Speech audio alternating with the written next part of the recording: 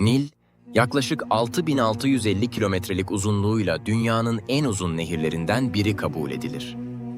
Beyaz Nil, Doğu Afrika'daki Büyük Göller bölgesinden, Mavi Nil ise Etiyopya'daki Tana Gölü çevresinden beslenir. Bu iki ana kol, Sudan'ın başkenti Hartum'da birleşir ve kuzeye doğru tek büyük nehir haline gelir. Mısır'dan geçtikten sonra Akdeniz'e dökülür.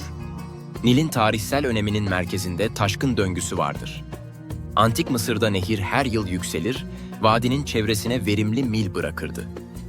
Bu mil, buğday, arpa, keten ve sebze üretimi için temel kaynaktı. Mısır tarımı yağmurdan çok Nil'in düzenine bağlıydı. Bu yüzden tarım takvimi de nehirle birlikte düşünülürdü. Taşkın dönemi, ekim dönemi ve hasat dönemi. Eski Mısır'da Nil taşkını yalnızca tarımsal bir olay değildi. Vergi, arazi ölçümü, devlet otoritesi ve tapınak ekonomisiyle doğrudan bağlantılıydı. Taşkın sonrası tarlaların sınırları yeniden belirlenir, ürün beklentisi hesaplanır, buna göre vergi düzenlenirdi. Geometri ve ölçüm bilgisinin pratik sebeplerinden biri de buydu. Su çekildikten sonra toprağı yeniden tanımlamak. Antik bir Mısır ilahisinde Nil için şu ifade kullanılır: Mısır'a hayat getirmek için gelen taşkın. Aynı metinde Nil, arpa yapan, emmer buğdayı büyüten güç olarak anlatılır. Bu alıntı eski Mısırlıların nehri romantik bir manzara olarak değil, doğrudan gıda üretiminin kaynağı olarak gördüğünü gösterir.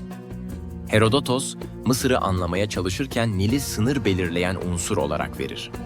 Ammon kahininden aktardığı ifadede anlam şudur: Nil'in suladığı bütün toprak Mısır'dır.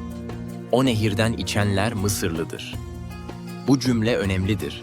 Çünkü Mısır kimliğini yalnızca hanedanla değil, su sistemiyle açıklar. Nil'in akış yönü de Mısır tarihinde belirleyiciydi. Nehir güneyden kuzeye akar. Ancak hakim rüzgarlar, yelkenli teknelerin güneye hareket etmesine imkan verirdi. Böylece Mısır'da ulaşım iki yönlü işleyebildi. Kuzeye gitmek için akıntı, güneye gitmek için rüzgar kullanıldı. Bu durum, Nil'i yalnız tarım değil, idare ve ticaret yolu haline getirdi. Taş, tahıl, asker, katip, vergi kaydı, papirüs, kereste ve tapınak malzemeleri Nil üzerinden taşındı. Gize, Memfis, Teb, Luxor, Karnak ve Asvan gibi merkezlerin birbirine bağlanmasında nehir omurga görevi gördü. Mısır'ın merkezi devlet haline gelmesinde bu ulaşım kolaylığı büyük rol oynadı. Nil deltası Akdeniz dünyasına açılan kapıydı. Vadi dar ve uzun bir koridordu.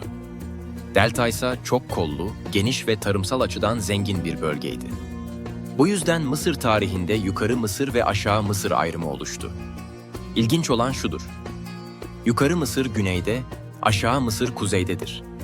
Çünkü adlandırma haritaya göre değil, nehrin yüksekliğine göre yapılmıştır.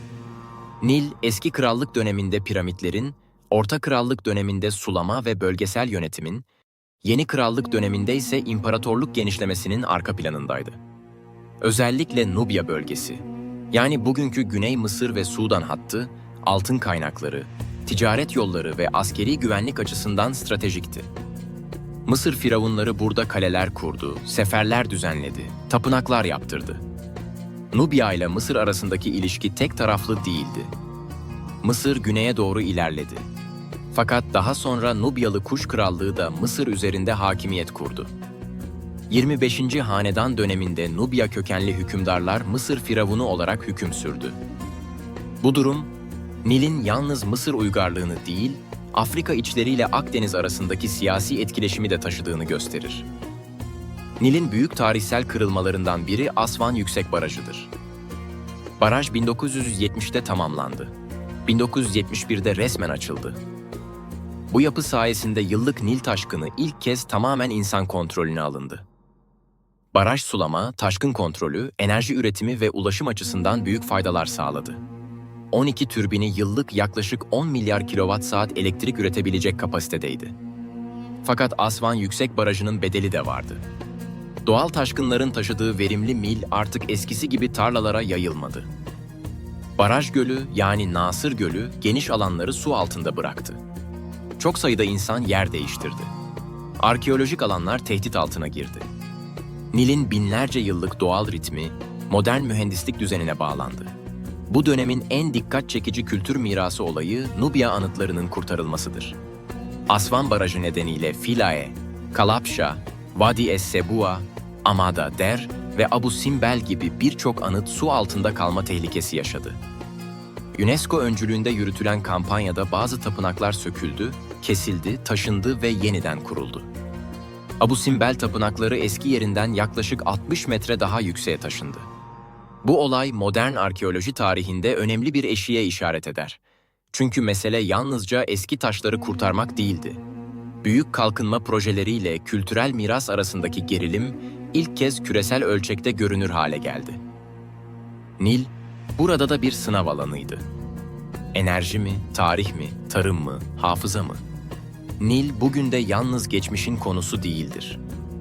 Nehir havzası, Mısır, Sudan, Güney Sudan, Etiyopya, Uganda, Kenya, Tanzanya, Ruanda, Burundi ve Demokratik Kongo Cumhuriyeti gibi ülkeleri ilgilendirir. Su paylaşımı, enerji üretimi, tarım güvenliği ve bölgesel diplomasi bu havzada iç içedir.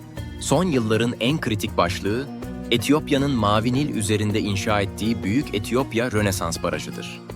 Baraj 2025'te resmen açıldı ve Afrika'nın en büyük hidroelektrik barajı olarak tanıtıldı. Etiyopya projeyi elektrik üretimi ve kalkınma için savunurken, Mısır özellikle kurak dönemlerde su güvenliği açısından kaygı duyuyor. Sudan ise hem risk hem fayda hesabı yapan üçüncü ana aktör konumunda. Nil'in tarihi, suyun yalnız doğal kaynak olmadığını gösterir. Su, vergi sistemidir, sınırdır, takvimdir, enerji politikasıdır, gıda güvenliğidir, diplomasi başlığıdır. Antik Mısır'da taşkını ölçen katip neyse, bugün baraj işletme protokolü hazırlayan mühendis ve diplomat da aynı temel sorunun etrafındadır. Nil'in suyu ne zaman, ne kadar ve kimin için akacak? Bu yüzden Nil Nehri'ni yalnızca Mısır'ın içinden geçen büyük nehir diye tanımlamak eksik kalır. Nil, Afrika'nın içlerini Akdeniz'e bağlayan tarihsel hat, antik tarım ekonomisinin motoru, Firavun devletinin omurgası, Nubya ile Mısır arasındaki güç koridoru, modern baraj siyasetinin merkezidir.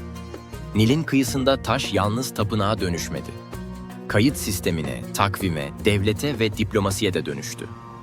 Bu nehir insanlık tarihine şunu açık biçimde gösterdi. Uygarlık bazen bir fikrin değil, düzenli akan bir suyun çevresinde kurulur.